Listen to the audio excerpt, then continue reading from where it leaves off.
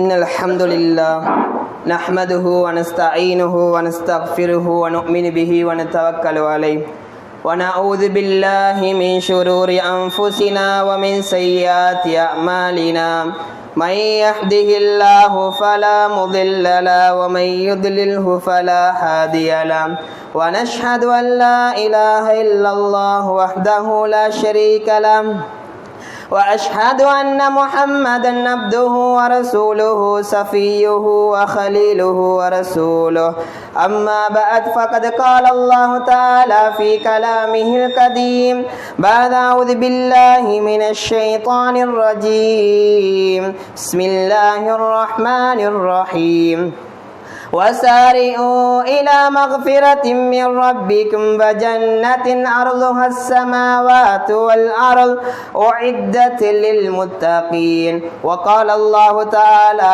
أيضا فقلت استغفروا ربكم إنه كان غفارا صدق الله مولانا العظيم وقال نبينا محمد مصطفى صلى الله عليه وسلم من لزم الاستغفار جعل الله له من كل هم فرجا ومن كل ضيق مخرجا ورزقه من حيث لا يحتسب صدق رسول صلى الله عليه وسلم.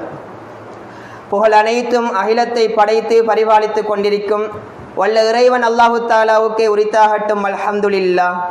ஸலவாத்தும் சலாமும் எம் உயிரிலும் மேலான கல்மணி ரசூல் ஸல்லல்லாஹு அலைஹி வஸல்லம் அன்னவர்கள் மீதிலும் அன்னவர்களை பின்பற்றி உலகிலே வாழ்ந்து மரணித்த சஹாபாக்கள், தாபிஊன்கள், தாபியின்கள் அனைத்து நல்லடிகார்கள் மீதிலும் ஸலவாத்தும் சலாமும் எப்பொழுதும் உண்டாகட்டுமாக.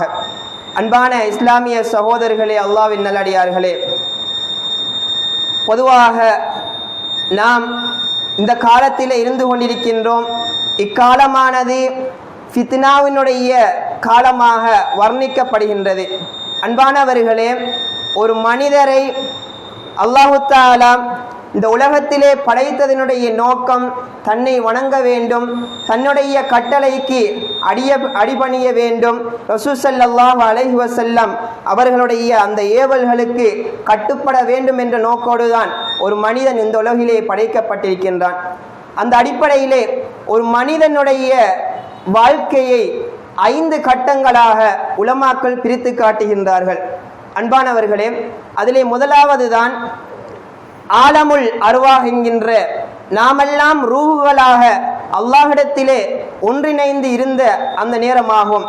அந்த நேரத்திலே அல்லாஹ்விடத்திலே வஅதாக்களை செய்து அல்லாஹு தஆலாவினுடைய பொறுப்பிலே இருந்து அடுத்த கட்ட ஆலமுல் அர்ஹாம், அதாவது தாயினுடைய கருவறையிலே சிசுவாக நாம் இருந்தோம். அந்த தாயினுடைய கருவறை ஒரு மனிதனுடைய 2வது கட்ட வாழ்க்கையாக உலகமாக உள்ளது. அதுக்கு அடுத்ததாகத்தான் நாம் தற்போது இருந்து கொண்டிருக்கின்ற இந்த உலகத்தினுடைய வாழ்க்கை 3வது மனிதனுடைய வாழ்க்கை கட்டமாக தரப்பட்டிருக்கின்றது. அன்பான இஸ்லாமிய சகோதரர்களே, அல்லாஹ்வின் நல்லடியார்களே, பொதுவாக இந்த உலகத்தினுடைய வாழ்க்கை என்பது மனிதனுக்கு இஹ்தியார் கொடுக்கப்பட்டு, அதாவது தேர்வு கொடுக்கப்பட்டு, நலவையும் கெடுதியையும் அந்த மனிதனுடைய கையிலே கொடுத்து அனுப்பப்பட்டுள்ளது. அன்பானவர்களே, பொதுவாக இந்த உலகத்திலே ரசூல் ஸல்லல்லாஹு அலைஹி வஸல்லம் அவர்களும் அவர்களுக்கு முன்னால் வந்த நபிமார்களும் ரசூல்மார்களும் அதே போன்று வேதங்களும் எல்லா தௌராத், இஞ்சில் போன்ற அனைத்து வேதங்களும் மனிதனை நேர்வழியின்பால், அதே போன்று நல்ல ஒரு மனிதன் இந்த உலகத்திலே வாழ்கின்ற பொழுதும் அவன் நல்லவனாக வாழ வேண்டும், மறுமையிலே அல்லாஹ்வை சந்திக்கின்ற பொழுதும் அவன் சீரான ஒருவனாக நல்லவனாக சந்திக்க வேண்டும் என்ற நோக்கோடுதான் உலகத்துக்கு நபிமார்கள் அனுப்பப்பட்டதும் வழிகாட்டப்பட்டதும். அன்பான இஸ்லாமிய சகோதரிகளே, அல்லாஹ்வின் நல்லடியார்களே, பொதுவாக இந்த உலகத்தினுடைய வாழ்க்கை என்பது ரசூல் ஸல்லல்லாஹு அலைஹி வஸல்லம் அவர்கள் பல ஹதீதுகளினூடாக இந்த உலகம் அற்பமானது, இந்த உலகத்திலே நாம் வாழ்கின்ற வாழ்க்கை மறுமைக்கு ஒரு விளைச்சல் நிலமாக இருக்க வேண்டும். ரசூல் ஸல்லல்லாஹு அலைஹி வஸல்லம் அவர்கள் சொன்னார்கள், அத்துன்யா மஸ்ரஅத்துல் லில் ஆகிரா, அதாவது உலகம் என்பது மறுமைக்குரிய விளைச்சல் நிலைமை தவிர வேறில்லை என்பதாக ரசூல் ஸல்லல்லாஹு அலைஹி வஸல்லம் அவர்கள் குறிக்காட்டினார்கள். அன்பான இஸ்லாமிய சகோதரர்களே, அல்லாஹ்வின் நல்லடியார்களே, இந்த உலகத்துக்கு நாம் அனுப்பப்பட்டதனுடைய நோக்கத்தை மறந்து இந்த உலகத்திலே வாழ்ந்து கொண்டிருக்கின்றோம். ஏனென்று சொன்னால், நான் தற்போது கூறிய 3 கட்ட வாழ்க்கையிலே நாம் 3வது வாழ்க்கையில் இருக்கின்றோம். அதற்கு பின்னால் 2 வாழ்க்கை இருக்கின்றது.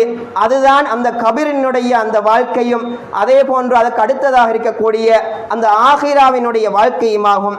அன்பான இஸ்லாமிய சகோதரர்களே, அல்லாஹ்வின் நல்லடியார்களே, தற்போது நாம் இருந்து கொண்டிருக்கின்ற உலகத்தினுடைய வாழ்க்கையை நாம் சீரானதாக அமைத்தால்தான் அதற்கு அடுத்ததாக இருக்கின்ற 2 கட்ட அந்த வாழ்க்கையை சீரானதாக நாம் அமைத்துக் கொள்ளலாம். இல்லாவிட்டால் எமது மனோ இச்சைக்கு நாம் கட்டுப்பட்டு இந்த உலகத்திலே எல்லா அநியாயங்களையும் தீமைகளையும் செய்து கொண்டுதான் இருப்போம் என்று நாம் உறுதி கொண்டால் இறுதியிலே அந்த கபரிலே அதிகமான காலங்கள் அதாபை சந்திக்க வேண்டும் வருகின்ற அந்த அறிவிப்புகளை ஹதீஸினூடாக நாம் பெறக்கூடியதாக இருக்கின்றது. பொதுவாக அல்லாஹு தஆலாவும் நபி ஸல்லல்லாஹு அலைஹி வஸல்லம் அவர்களும் மனிதன் ஒரு பாவத்திலே ஈடுபட்டால் அவனுக்கு என்னென்ன தாக்கங்கள் உண்டாகின்றது என்று சொல்லி காட்டுகின்றார்கள். கல்லா பல் ரானா அலா குலூபிஹிம் மா கானூ யக்ஸிபூன், அதாவது அவனுடைய ஒரு உள்ளத்திலே கருத்த புள்ளி கரல் படிந்ததாக அவனுடைய உள்ளம் ஆகிவிடுகின்றது என்பதாக குர்ஆன் சொல்லி காட்டுகின்றது. நாம் தீமைகளை இந்த உலகத்திலே செய்து கொண்டிருந்தால் தொடர்ச்சியாக நாம் அனுப்பப்பட்ட நோக்கத்தை மறந்து நாம் தீமையிலும் அநியாயத்திலும் எமது வாழ்வை கழித்துக் கொண்டிருந்தால் எமது உள்ளங்கள் கரை படிந்ததாகவும் எமது வாழ்க்கை அநியாயத்தின்பாலும் நாசத்தின்பாலும் சென்றுவிடும் என்கின்ற அந்த குர்ஆனி வசனம் எமக்கு எடுத்து காட்டுகின்றது. அன்பான இஸ்லாமிய சகோதரர்களே, அல்லாஹ்வின் நல்லடியார்களே, அதற்கு பின்னால் ஹதரத் ரசூல் ஸல்லல்லாஹு அலைஹி வஸல்லம் நாம் ஆக்கிக் கொள்வதன் மூலமாக என்னென்ன பிரயோசனங்கள் இருக்கின்றது என்பதாக ரசூல் ஸல்லல்லாஹு அலைஹி வஸல்லம் அவர்கள் சொல்லி காட்டினார்கள். நபி அவர்கள் சொன்னார்கள், மன் லஸிமல் இஸ்திக்ஃபார, யார் இஸ்திக்ஃபாரை தனக்கு அவசியமாக்கிக் கொள்வாரோ, ஜஅலல்லாஹு லஹு மின் குல்லி ஹம்மின் ஃபரஜா, அதாவது அந்த மனிதனுடைய கவலையிலிருந்து அல்லாஹு தஆலா அந்த மனிதனை விடுவிப்பான் என்கின்ற விடயத்தை ரசூல் ஸல்லல்லாஹு அலைஹி வஸல்லம் அவர்கள் சொல்லி காட்டினார்கள். அதற்கு பின்னால் வமின் குல்லி தீகிம் மஹ்ரஜா, அவருடைய அந்த நெருக்கடிகளில் இருந்து அல்லாஹு தஆலா அவரை வெளியேற்றுவான். வரஸகஹு மின் ஹைது லா யஹ்தசிப், நினையாத புறத்திலிருந்து அந்த மனிதனுக்கு அல்லாஹு தஆலா உணவளிப்பான் என்கின்ற விடயத்தை ரசூல் ஸல்லல்லாஹு அலைஹி வஸல்லம் அவர்கள் சொல்லி காட்டினார்கள். அன்பானவர்களே, நாம் ஒரு நாளைக்கு எவ்வளவோ பாவங்களை செய்கின்றோம், அதற்காக வேண்டி இஸ்திக்பார் செய்கின்றோமா என்பதை நாம் மனதிலே ஒரு கணம் நிறுத்தி பார்க்க வேண்டும். ஏனென்று சொன்னால் ரசூல் ஸல்லல்லாஹு அலைஹி வஸல்லம் அவர்கள் சொன்னார்கள், இன்னீ ல அஸ்தக்ஃபிரு, ரசூல் ஸல்லல்லாஹு அலைஹி வஸல்லம் சொன்னார்கள், ஒவ்வொரு நாளும் நான் 70 முறை இஸ்திக்ஃபார் செய்கின்றேன். ரசூல் ஸல்லல்லாஹு அலைஹி வஸல்லம் அவர்களை பற்றி எமக்கு தெரியும். அவர்கள் முன்பின் பாவங்கள் மன்னிக்கப்பட்ட ஒரு தூதராக இருக்கின்றார்கள். அல்லாஹ்வால் கண்ணியப்படுத்தப்பட்ட ஒரு தூதராக இருக்கின்றார்கள். இருப்பினும் அவர்கள் ஒரு நாளைக்கு 70 தடவைகள் இஸ்திக்ஃபார் செய்கின்றார்கள் என்று சொன்னால் அதே புகாரியினுடைய அறிவிப்பிலே சொல்லப்படுகின்றது, 100 முறைகள் ரசூல் ஸல்லல்லாஹு அலைஹி வஸல்லம் அவர்கள் இஸ்திக்ஃபார் செய்கின்றார்கள் என்பதாக சொல்லி காட்டப்படுகின்றது. அன்பானவர்களே, நாம் எந்த அளவுக்கு இஸ்திக்ஃபாரிலே ஈடுபட வேண்டும்? அஸ்தக்ஃபிருல்லாஹுல் அஸீம், இஸ்திக்ஃபாருக்கும் தௌபாவுக்கும் என்ன வித்தியாசம் என்பதை நாம் ஆரம்பத்தில் விளங்கிக் கொள்ள வேண்டும். ஏனென்று சொன்னால் இஸ்திக்ஃபார் என்பது பாவத்தை மறைப்பதற்காக நாம் செய்யக்கூடிய ஒரு விடயமாக இருக்கின்றது.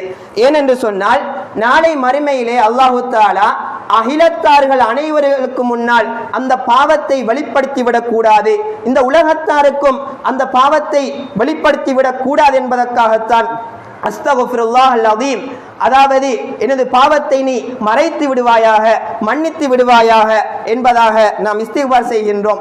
தௌபா என்பது அதற்குரிய வரையறைகள் இருக்கின்றது. அந்த தௌபாவினுடைய வரையறைகளை நாம் பின்னால் பார்க்கலாம். அன்பான இஸ்லாமிய சகோதரர்களே, அல்லாஹ்வின் நல்லடியார்களே, பொதுவாக இந்த ஹதீஸினூடாக நாம் அறியக்கூடிய விடயம் என்னவென்றால், இஸ்திக்ஃபாரிலே எமது நாவுகள் திளைக்க வேண்டும். நாம் எவ்வளவோ பாவங்கள் செய்து கொண்டிருக்கின்றோம். பொதுவாக மனிதனுடைய வரையறையை சொல்கின்ற பொழுது, ஹுலிகல் இன்சான் பைனல் ஹதஇ வன் நிசியான், அதாவது மனிதன் தவறுக்கும் மறதிக்கும் மத்தியிலே படைக்கப்பட்டிருக்கின்றான். இந்த விடயத்தை எமது தந்தை ஆதம் அலைஹிஸ்ஸலாம் அவர்களுடைய விடயத்திலே நாம் பார்க்கலாம்.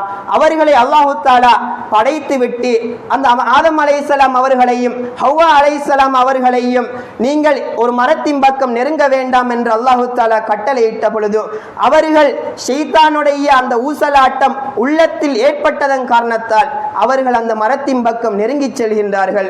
நெருங்கி சென்ற நேரத்திலே அல்லாஹு தஆலா அவர்களை அந்த சொர்க்கத்திலே இருந்து வெளியாக்கி விடுகின்றான். நபிமார்களுக்கு பெரும்பாவம் ஏற்பட மாட்டாது, இருப்பினும் சிறு பாவங்கள் ஏற்படும். அந்த பாவம் அவர்களை இழிவின் பக்கம் இட்டு செல்லாது என்கின்ற வரையறைகள் இருக்கின்றது. அன்பானவர்களே, அந்த நபி ஸல்லல்லாஹு அந்த ஆதம் அலைஹிஸ்ஸலாம் அவர்கள் அந்த பாவத்தை செய்து இந்த உம்மத்துக்கு மனிதர்கள் பாவம் இழைக்கக்கூடியவர்கள், இருப்பினும் அவர்கள் அதிலே இருந்து தௌபா செய்து மீள வேண்டும் என்கின்ற விடயத்தை அல்லாஹு தஆலா குர்ஆனிலே கூறி காட்டுகின்றான். இந்த ஆதம் அலைஹிஸ்ஸலாம் அவர்கள் தவறிழைத்தார்கள் என்று குர்ஆன் சொல்லுகின்றதோ அதே குர்ஆன் தான் அதற்கு பின்னால் அந்த ஆதம் அலைஹிஸ்ஸலாம் அவர்கள் அவர்களுடைய தவறிலே இருந்து தௌபா செய்து மீழ்ச்சி பெற்றார்கள் என்கின்ற விடயத்தையும் சொல்லி காட்டுகின்றது. அன்பான இஸ்லாமிய சகோதரர்களே, அல்லாஹ்வின் நல்லடியார்களே, பொதுவாக நாம் என்னென்ன விடயங்களை நாம் இந்த உலகத்திலே செய்து கொண்டிருக்கின்றோம் என்பதை சற்று சிந்தித்து பார்க்க வேண்டும். எமது வாழ்க்கையிலே பாவங்கள் என்னென்ன விடயங்களிலே இடம்பெறுகின்றது, இஸ்லாம் கூறுகின்ற வரையறைக்குள் எமது வாழ்க்கை இருக்கின்றதா என்கின்ற விடயத்தை பார்க்க வேண்டும். ஏனென்று சொன்னால், ஒருவருடைய வியாபாரத்தில், அதே போன்று ஒருவருடைய குடும்ப வாழ்க்கையில், அதே போன்று ஒருவருடைய திருமண வாழ்க்கையில், அதே போன்று ஒருவருடைய தாய் தந்தையர்களோடு அவர்கள் அணுகுகின்ற விதத்தில் என்னென்ன தவறுகள் ஏற்படுகின்றது என்பதாக நாம் அறிந்திருக்க வேண்டும். அவ்வாறு அறிந்திருந்தால் தான் எது பாவம் எது நலவு என்கின்ற விடயத்தை நாம் அறிந்து அந்த பாவத்தின் பக்கம் நாம் சென்று விடாமல் நாம் நலவின் பக்கம் சென்று விடலாம் என்கின்ற விடயத்தை பார்க்கக்கூடியதாக இருக்கின்றது. அன்பான இஸ்லாமிய சகோதரர்களே, அல்லாஹ்வின் நல்லடியார்களே, பொதுவாக அல்லாஹு தஆலா மிகவும் இரக்கமுடையவன். அடியார்களை படைத்து விட்டு அவன் வெறுமனே அந்த அடியார்களை இந்த உலகத்திலே விடவில்லை. அந்த அடியார்கள் சொர்க்கத்துக்கு செல்ல வேண்டும் என்கின்ற விடயத்தையும் அல்லாஹு தஆலா தனது நபிமார்களை கொண்டும் தனது ரசூல்மார்களை கொண்டும் குர்ஆனை கொண்டும் சுன்னாவை கொண்டும் வழிகாட்டிக் கொண்டிருக்கின்றான்.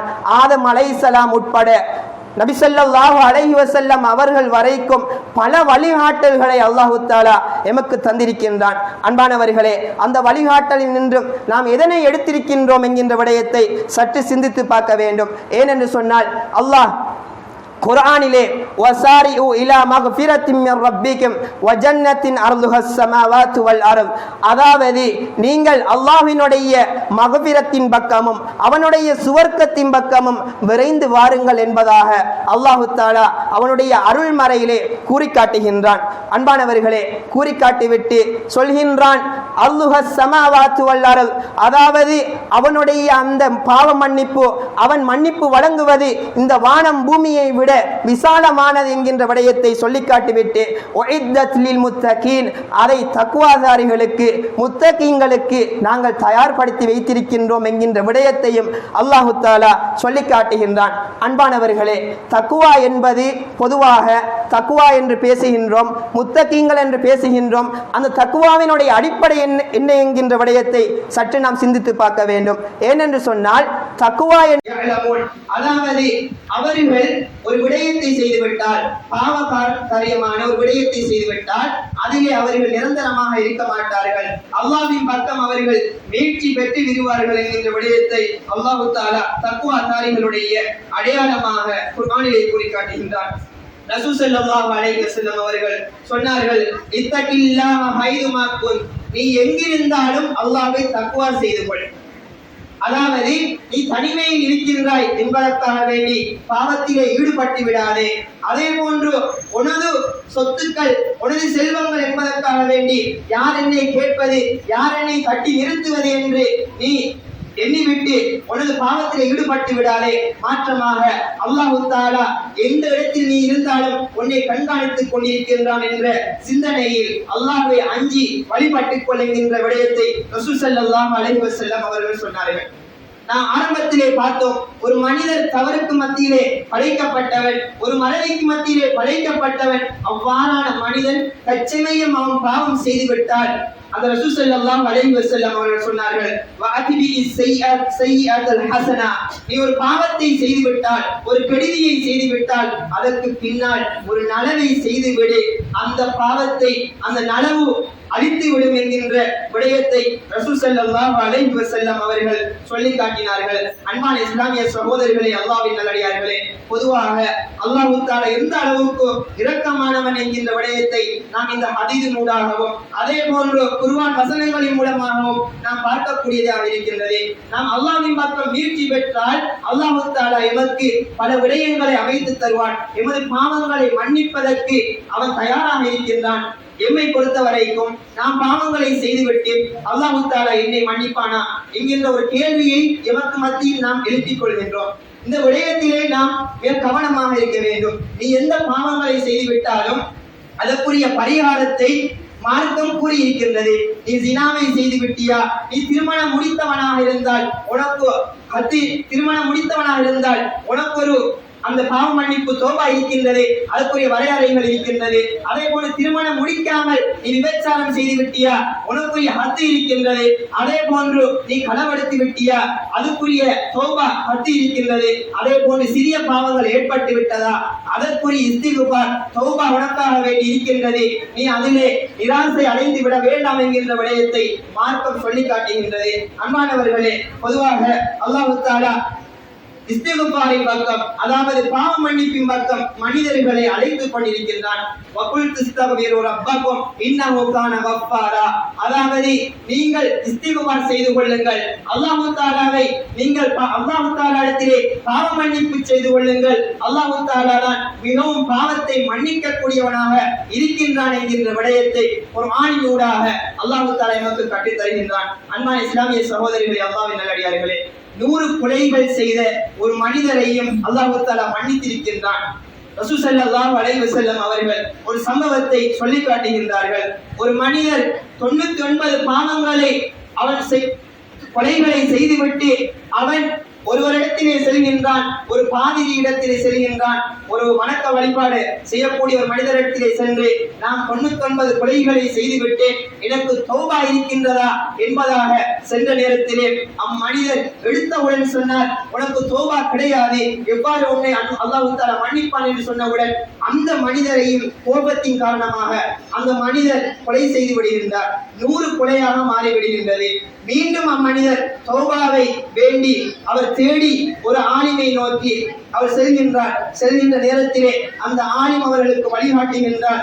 ஆம், உனக்கு தௌபா இருக்கின்றது, அந்த தௌபாவை நீ பெற்றுக் கொள்ள வேண்டும் என்கின்ற விடயத்தை சொல்லி காட்டிவிட்டு, நீ இந்த ஊரிலே இருக்க வேண்டாம், இது கெடுதிக்குரிய ஊராக இருக்கின்றது, நீ சாலிஹீன்கள் இருக்கக்கூடிய நல்ல மனிதர்கள் இருக்கக்கூடிய அந்த பூமிக்கு சென்று விடு என்று சொன்னவுடன் அந்த மனிதர் அவருடைய பயணத்தை ஆரம்பிக்கின்றார்.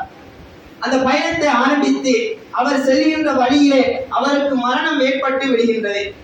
அந்த மரணம் சம்பவித்தவுடன் மலாயிக்காமார்கள், ரஹ்மத்துடைய மலாயிக்காமார்களும் இறங்கி வருகின்றார்கள். அதே போன்று அதாபினுடைய மலாயிக்காமார்களும் அந்த பூமிக்கு இறங்கி வந்து அவர்கள் ஒரு விவாதம் செய்து கொள்கின்றார்கள். இந்த மனிதனுடைய ரூஹை நாங்கள் கைப்பற்றுவதா அல்லது நீங்கள் கைப்பற்றுவதா என்று போட்டி போய் கொண்டிருக்கின்றது.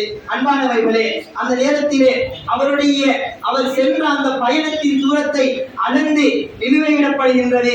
அந்த நேரத்திலே அந்த மனிதர் சாலிஹீன்களுடைய அந்த பூமிக்கு மிக ஒரு நெருக்கமான ஒரு சிபிர் இருக்கக்கூடிய ஒரு சான் இருக்கக்கூடிய அளவுக்கு அவர் நெருங்கிவிட்டார். அதன் காரணமாக அந்த ரஹ்மத்துடைய மலாயிக்காமார்கள் அந்த உயிரை கைப்பற்றுகின்றார்கள். அன்பானவர்களே, 100 கொலை செய்தவனுக்கும் அல்லாஹ் தஆலா தௌபாவை பாவ மன்னிப்பை கொடுத்திருக்கின்றான். நாம் எந்த அளவுக்கு அல்லாஹ்விடத்திலே பாவ மன்னிப்பு தேடுகின்றோம், நல்ல நல்ல விடயங்களை செய்கின்றோம், தீமையிலிருந்து மீட்சி பெறுகின்றோமா, நல்லதின் பக்கம் நெருங்குகின்றோமா என்கின்ற விடயத்தை நாம் சற்று சிந்தித்து பார்க்க வேண்டும். அன்பான இஸ்லாமிய சகோதரர்களே, அல்லாஹ்வின் நல்லடியார்களே, அதுக்கு அடுத்ததாக நாம் மறுமை ஒன்று இருக்கின்றது என்கின்ற விடயத்தை நாம் தெரிந்திருக்கின்றோம், ஈமான் கொண்டிருக்கின்றோம். அந்த மறுமை எமக்கு ஏற்படும், வரும், நாம் அதனை சந்திப்போம் என்கின்ற பல அறிவிப்புகளை நாம் அடைந்திருக்கின்றோம். அந்த மறுமையிலே ஒரு நனவு செய்தவன் எந்த அளவுக்கு அவன் சுவண்டிகளை அனுபவிப்பான், அதே போன்று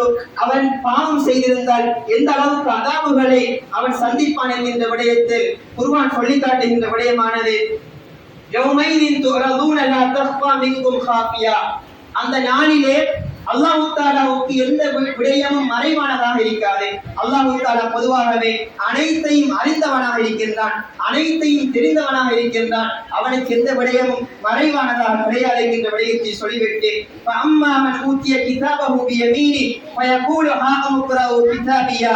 அதாவது அந்த மனிதருக்கு, ஒரு நல்ல மனிதருக்கு அவருடைய வலது கரத்திலே அந்த ஏடு கொடுக்கப்பட்டு விட்டால் அவர் உடனே அந்த ஏட்டை வலது கரத்திலே வாங்கிவிட்டு அடுத்த மக்களிடத்திலே இன்பத்துடன் சொல்வார், இதனை வாசித்து பாருங்கள், இது எனக்கு வழங்கப்பட்டுள்ளது என்கின்ற விடயத்தை அவர் சொல்லி காட்டுவார். அதற்கு பின்னால் இன்னி வளர்ந்து அன்னி முலாக்கின் ஹிசாபியா, இவ்வாறு கணக்கேடுகள் எனக்கு வழங்கப்படும் என்று நான் நம்பி இருந்தேன் என்கின்ற விடயத்தை சொல்லி காட்டுவார். அதாவது அந்த மனிதர் நல்ல சுகசோபன அந்த வாழ்க்கையிலே இருந்து கொண்டிருப்பார். நாளை மறுமையிலே ஜன்னத்தின் ஆலியா, உயர்வான சொர்க்கத்திலே நல்ல முறையிலே ஒரு ராதியா என்றால் அவர்கள் பொருத்தமான ஒரு சந்தோஷமான வாழ்க்கையிலே அவர்கள் இருந்து கொண்டிருப்பார்கள் என்று குர்ஆன் சொல்லி காட்டுகின்றது.